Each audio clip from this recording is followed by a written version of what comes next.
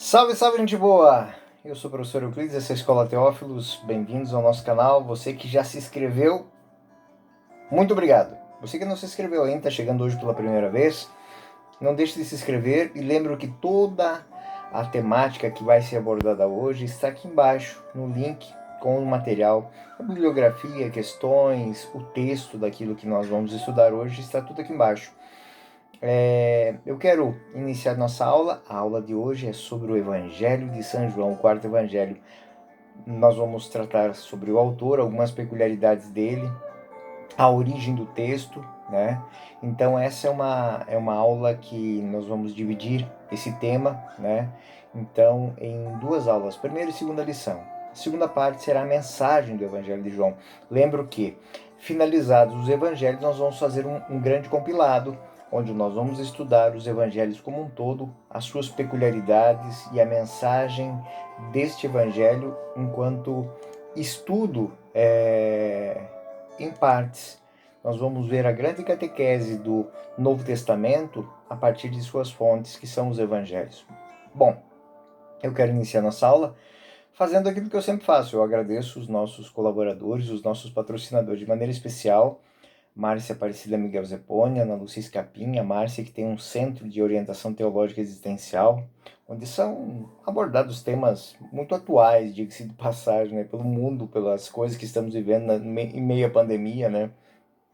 Então, questões de depressão, de encontro pessoal, relações pessoais, relações teológicas, filosóficas e educacionais. Bom, e também o nosso grande agradecimento aos anônimos, aqueles que incentivam, mantêm o nosso canal através dos likes, através do seu patrocínio. Muito obrigado para vocês. Quero deixar também uma feliz Páscoa a todos, né?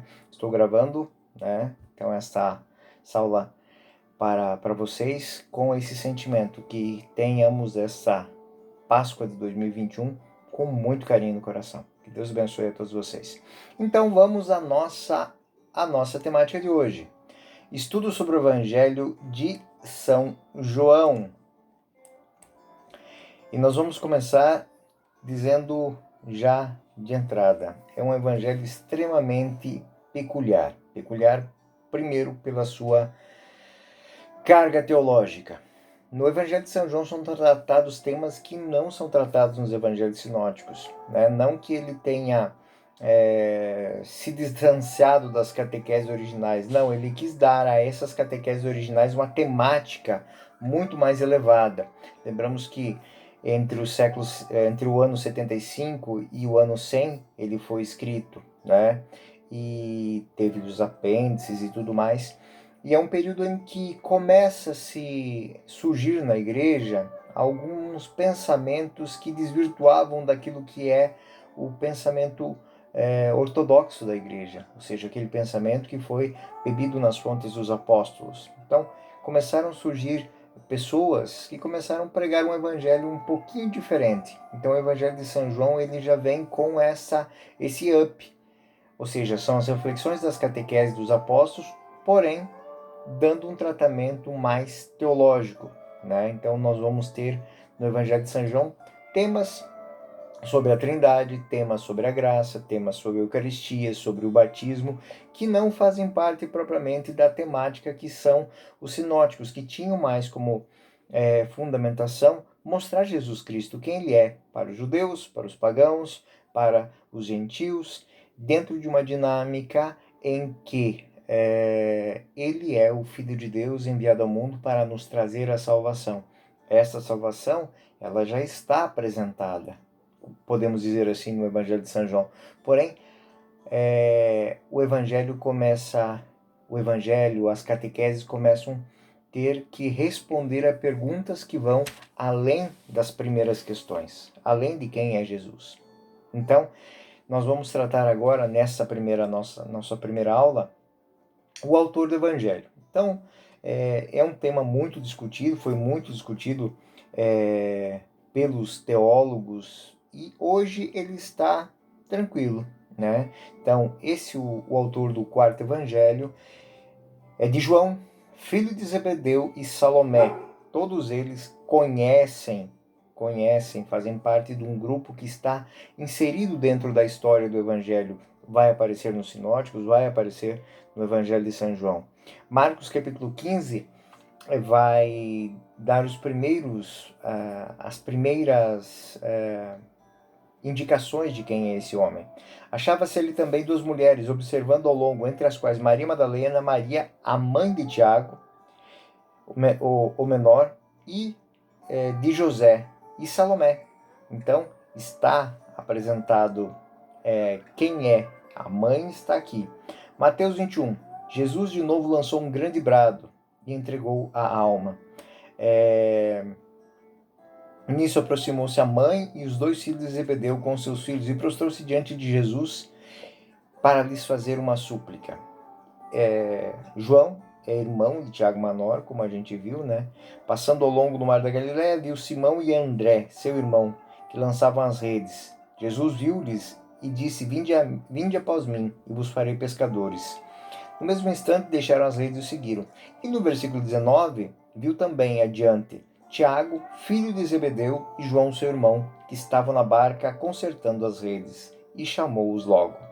Eles deixaram a barca de seu pai Zebedeu com os empregados e o seguiram. Né? Isso também é dito em Lucas capítulo 4, versículo 31 a 44. Então esse está em Mateus 16, 20, que é o chamamento dos 4 primeiros apóstolos.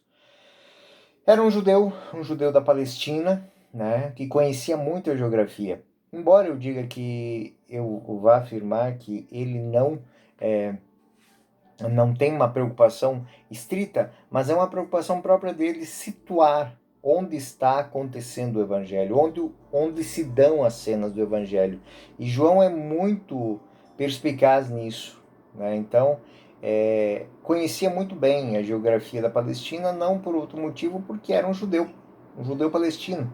Ele é quem cita, né,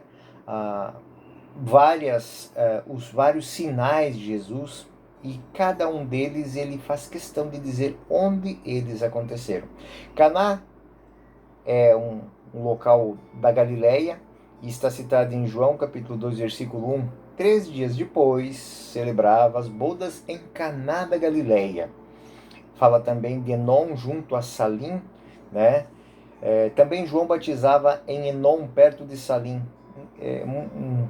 Um adendo aqui. João Batista, nos outros sinóticos, nos outros 3 evangelhos, ele sempre vem com o aponímio, né? João o Batista, João o Batista, né? E no Evangelho de São João não acontece isso. João batizava em Enom, perto de Salim, porque havia muita água e muitos que vinham e eram batizados. Essa região é a região do Jordão, né? Então ele quis situar exatamente onde é que João Batista fazia suas pregações e fazia o batismo.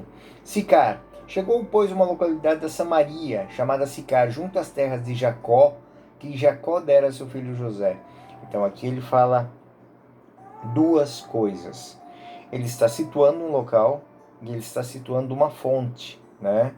Então, ele está situando uma região propriamente que era muito conhecida dos judeus. Também vai falar da sinagoga de Cafarnaum, né? Cita Efraim.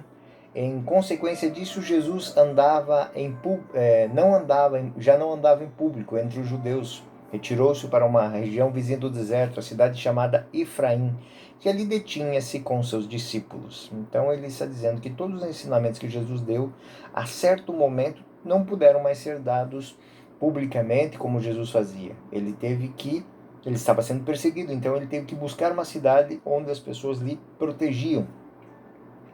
Ele vai falar também do Cedron, que é o Horto das Oliveiras, que é um lugar muito peculiar, né? Tem uma geografia muito peculiar. Ele é um vale no topo de uma colina, de um monte. Então, só tem uma entrada, quem sobe faz um círculo e chega ao topo. Quando chega no topo, é como se tivesse um côncavo dentro. Então, quem está dentro não vê quem está fora. Só tem um caminho. O outro lado é de onde sai a água da corrente do Cedron. Então é como se fosse um penhasco com uma cachoeira.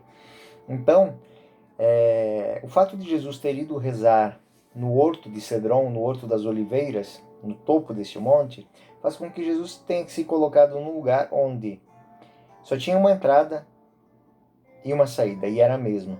Então quem estava lá não via chegar quem estava de fora, e quem estava indo não via quem estava lá. Então é um local, é como se Jesus estivesse nos colocado um lugar exato, onde ele poderia simplesmente não ter como sair. Porém, era o local de comum onde que Jesus e os apóstolos iam, porque era um lugar tranquilo, calmo. Imagine um jardim onde tinha muita água e paz. E para esse lugar de paz, quem é que Judas leva? Aqueles que vão prender Jesus. Então esta cena, o fato de João ter contado exatamente isso, vai servir depois para uma reflexão teológica. Ou seja, Jesus não foge em momento nenhum, nem se coloca em situação em que ele possa fugir das suas responsabilidades. Ele vai falar com o Pai num local onde que Deus o acolhe. É a única proteção que ele tem. Também vai falar de alguns outros temas, né, tipo Gábata. Gábata é o pavimento, é o local onde que eram decretadas as sentenças, né?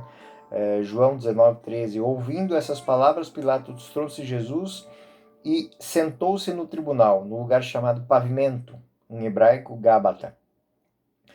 Ele vai falar das transumâncias de Jesus na Betânia da Transjordânia, Betânia de Lázaro, né? Uma cidade que ficava próximo do Além-Jordão, né? Esse diálogo se passou em Betânia, além do Jordão, onde João estava batizando.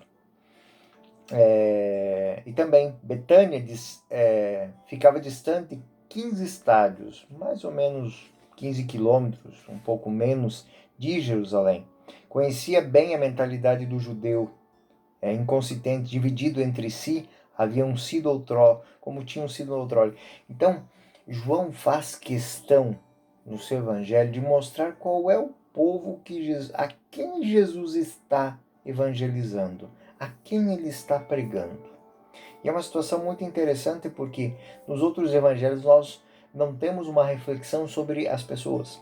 Nós temos uma reflexão sobre Jesus, sobre a palavra que ele está anunciando, sobre a Boa Nova.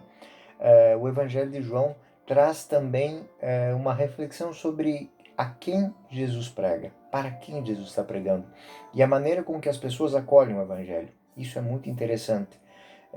Como que algo que Lucas havia iniciado a fazer. Lucas sempre faz um contraponto entre duas coisas. Então, é um pobre e um rico, é um pecador e um publicano, né? A questão da misericórdia, como um acolhe, e João vai ter esse foco, mas para dizer o seguinte: por mais que Jesus diga a verdade é acolhida por uns de coração limpo, aberto, tranquilo, e por outros com uma certa resistência. E aí a gente pode ver que a mesma palavra que Jesus anuncia, ela é interpretada por uns de uma maneira e por outra. Por que João teria essa intenção de fazer isso? Por um motivo muito simples. É o momento em que ele vive.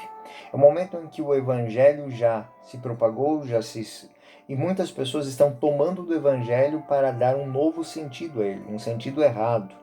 Então, João mostra dessa maneira que isso aconteceu desde o início. Porém, agora é uma questão de responsabilidade e liberdade. Que evangelho você quer escutar? O evangelho que foi dito ou o evangelho que foi interpretado? Então, João capítulo 10, versículo 19 e 21, vai se falar um pouquinho disso. A propósito do versículo 19, a propósito dessas palavras, originou-se nova divisão entre os judeus. Muitos deles diziam: está possuído por um demônio, ele delira. Por que o escutais? Outros diziam: estas palavras não são de quem está endemoniado. Acaso pode um demônio abrir os olhos a um cego? Então existia. As pessoas não sabiam muito como entender Jesus Cristo. E por que João faz isso? Para mostrar que as pessoas muitas vezes ouvem, mas não entendem. Veem, mas não enxergam. Na multidão, João capítulo 7, versículo 12 seguinte, na multidão só se discutia a respeito dele. Uns diziam, o homem é um homem de bem. Outros, porém, diziam, não, ele seduz o povo. Os judeus se admiravam e diziam, este homem não fez estudos. De onde lhe vem tanto conhecimento nas Escrituras? Respondeu-lhe Jesus, a minha doutrina não é minha, mas daquele que me enviou. João capítulo 9. Diziam alguns fariseus, este homem não é enviado por Deus, pois não guarda o sábado. Outros replicavam, como pode um pecador fazer tais prodígios? Então, é algo próprio da maneira de pensar. O judeu discute muitas coisas. O judeu não engole a verdade, uma mensagem de uma maneira... Prova disso é que eles deram muito trabalho ao próprio Império Romano, né? O Império Romano via com as evangelia, que seriam as promessas feitas ao povo, e os judeus não engoliam aquilo, né? Ou seja, dominação é dominação, e qualquer dominante vai querer ter lucro, vai querer se dar bem. Então eles não aceitavam os romanos exatamente por causa disso. Mais hora, menos horas, e eles sabiam que eles iam sofrer com isso.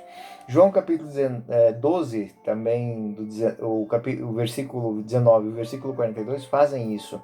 Mas os fariseus disseram entre si, vede, nada adiantou, reparai que todo mundo corre atrás dele. Foi a primeira tentativa de tirar a veracidade do que Jesus dizia.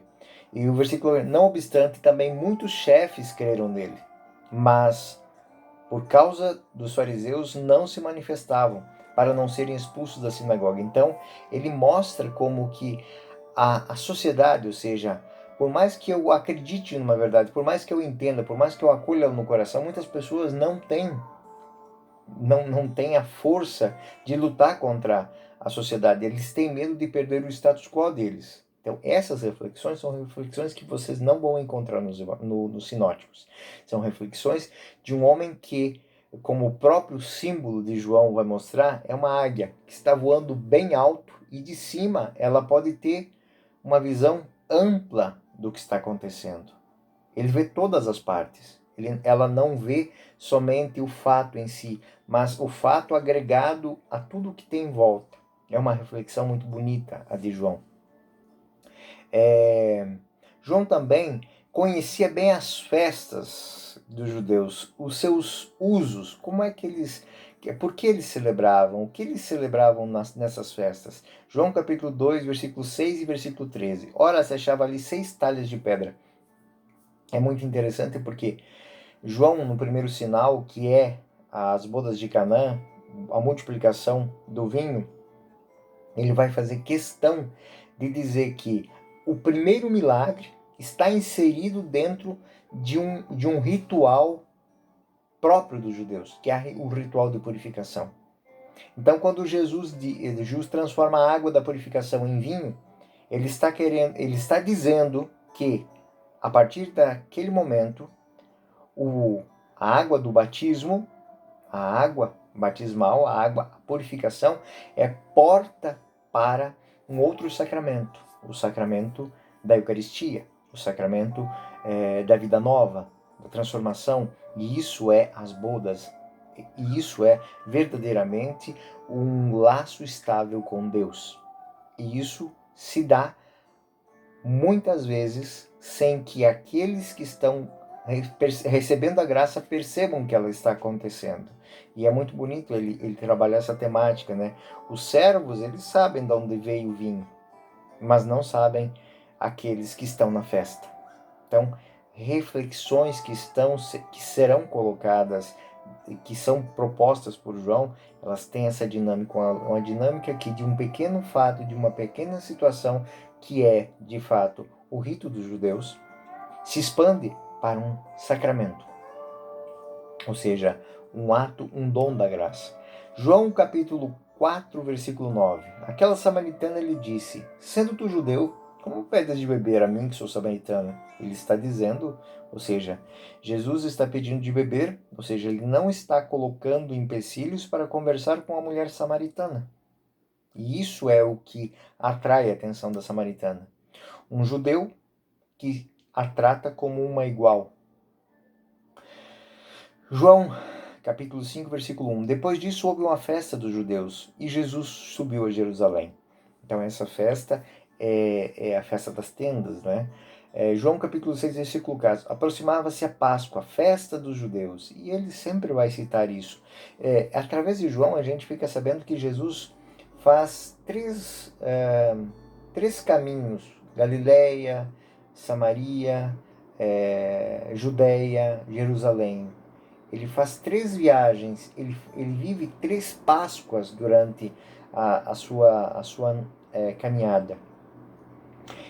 João capítulo 7, aproximava-se a festa dos judeus, chamada dos tabernáculos. Então, através da citação dessas festas, se consegue ver o triênio desta caminhada de Jesus para Jerusalém. João 18, 28, aí ele vai citar alguma coisa, ou seja, a maneira com que os judeus se portam diante dos romanos, né? Na casa de Caifás conduziram para o pretório. Era manhã cedo, mas os judeus não entraram no pretório para não se contaminarem e perderem de comer a Páscoa. Então ele está citando que os judeus apresentaram Jesus para ser julgado, levaram até o pretório da casa de Caifás, onde ele recebeu o primeiro julgamento, mas eles não entram, eles ficam do lado de fora. Jesus é entregue para ser julgado e eles não estão presentes. Então, por que se faz isso? Ou seja, ele é acusado de tantas coisas, mas os acusadores não se manifestam. Os acusadores não entregam o prisioneiro, mas não estão para fazer acusação. Né? Outra peculiaridade de João é que existem mais ou menos 20 citações do Antigo Testamento no quarto evangelho. O autor usa de uma linguagem grega impregnada de vocábulos e expressões semitas. Vamos dar um exemplo. Na tradução dos sinóticos, ou está mestre, ou está Messias, ou está Pedro, ou está o pavimento, ou está o local da caveira. Mas em João, ele faz questão de, embora ele esteja escrevendo em grego, quando chega nessas palavras que tem um sentido específico, espiritual por detrás dele, ou seja, não é um mestre qualquer, é um rabi. Não é um libertador qualquer, é o Messias. Não é simplesmente uma pedra, Kefa, ele é a cabeça. Né? Então ele vai fazendo jogo com essas palavras. Então nós temos palavras como Rabi, Messias, Kefa, que é Pedro, né? A piscina de Siloé, a Gábata, que é o local o pavimento onde foi dada a sentença de Jesus, o Gólgota, que é o local da caveira.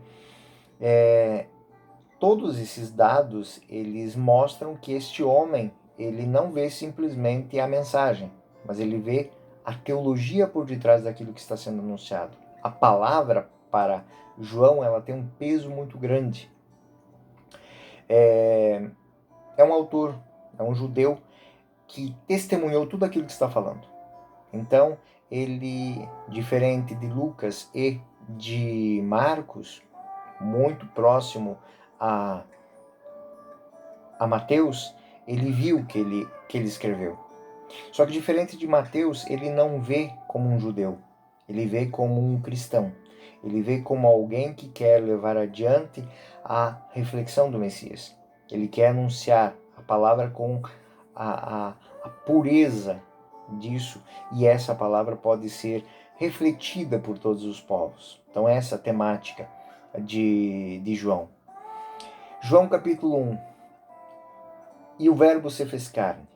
João capítulo 1, versículo 14. E habitou entre nós, e nós vimos a glória que o Filho único recebe do Pai, cheio de graça e de verdade. Como eu já disse, João, ele trata do tema da graça de uma maneira muito, muito interessante.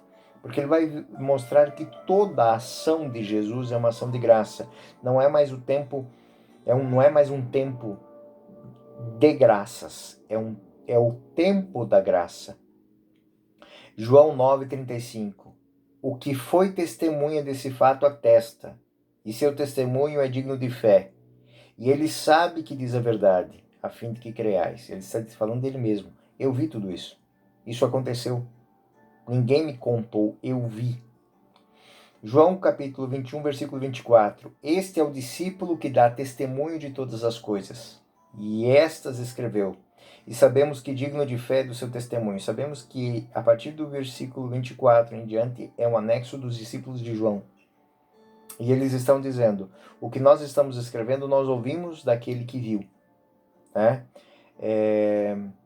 João parece ter... quando o evangelho de João era anunciado, junto ao evangelho, uma carta de João era endereçada como uma introdução. É o que nós vemos na primeira carta de São João, capítulo 1, versículos de 1 a 4. O que era desde o princípio, o que temos ouvido, o que temos visto com os nossos olhos, o que temos contemplado e as nossas mãos têm apalpado no tocante do verbo da vida. Porque a vida se manifestou. E nós temos visto e damos testemunho e vos anunciamos a vida eterna, que estava no Pai e que se nos manifestou. E o que vimos, ouvimos, nós vos anunciamos, para que também vos tenhais comunhão conosco. Ora, a nossa comunhão é com o Pai e com o seu Filho Jesus Cristo. Escrevemos-vos estas coisas para que a vossa alegria seja completa. E aí é entregue o Evangelho. Então, é muito interessante ver como essa palavra que está na primeira carta de São João, ela serve como introdução ao Evangelho. Então, observem também que é um Evangelho de minúcias. É um Evangelho onde João não se incomoda de escrever pontinho por pontinho. Ele quer dizer hora, data e local. Quem estava, quem viu, o que aconteceu. Vou só citar um exemplo para vocês. Primeira, João capítulo 1, versículo 29, 35 e o versículo 39. No dia seguinte, João viu Jesus que vinha a ele e disse: Eis o Cordeiro de Deus que tira o pecado do mundo. O encontro de João Batista. Ele está citando aqui uma profecia na boca de um profeta. É esse de quem disse: Depois de mim virá um homem e que me é superior. É João Batista dizendo que Jesus é o Messias. João havia declarado: viu o Espírito descer do céu em forma de pomba e repousar sobre ele. É a declaração de que ele não é um Messias qualquer, é um homem ungido, o Christos. Né? E não conhecia, eu não conhecia, mas aquele que me mandou batizar com água disse-me: sobre quem vires descer e repousar o Espírito, esse é quem batiza com o Espírito Santo. E que o batismo de João e o batismo de Jesus são diferentes. Um é com água, é simplesmente para purificação, para uma conversão. O outro é um batismo de transformação. Eu vi e dou testemunho de que ele é o Filho de Deus. Versículo 39. Vinde e vede, respondeu-lhe.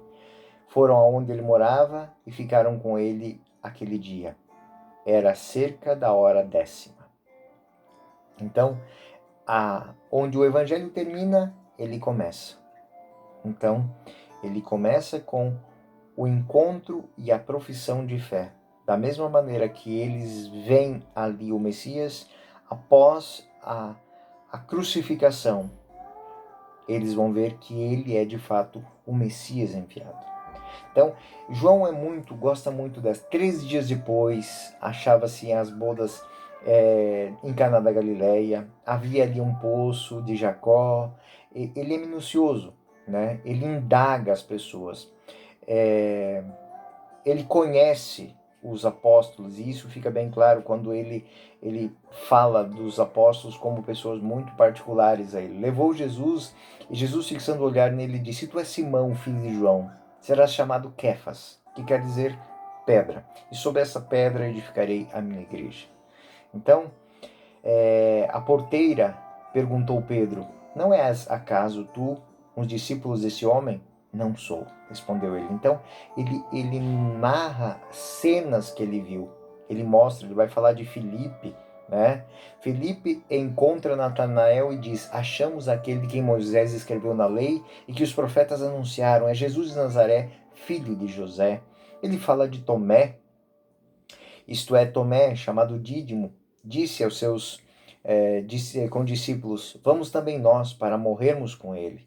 Então Tomé, ele vai falar isso em João capítulo 11, versículo 16. Fala também de Natanael, fala de Judas Tadeu. Engraçado, Judas é uma das poucas cenas que ele é citado. Judas, não o Iscariotes.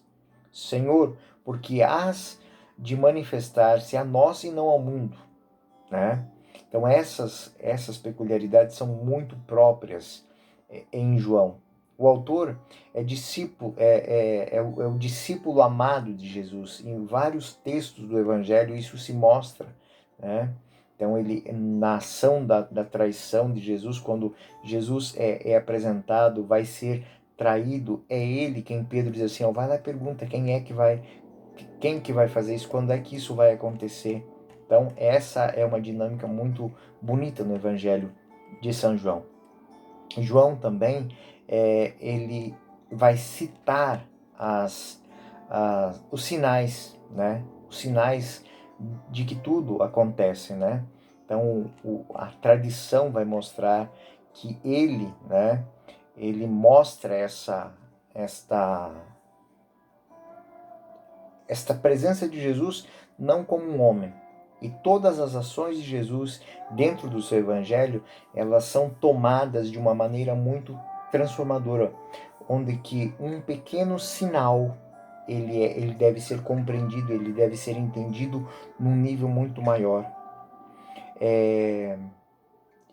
E para a gente finalizar assim, em João ele não perde muito tempo citando sobre ele, falando sobre ele mesmo, né? Então ele deixa o seu nome um pouco de lado. Bom, gente boa, estas são da nossa temática de hoje, ou seja, a temática sobre o Evangelho de João, quem é o seu autor, quais são as peculiaridades do seu texto. Nós vamos tratar as circunstâncias da origem e também vamos tratar da mensagem. Eu espero que eu possa encontrar vocês também no nosso próximo vídeo.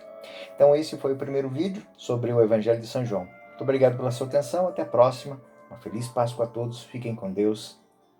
Muito obrigado.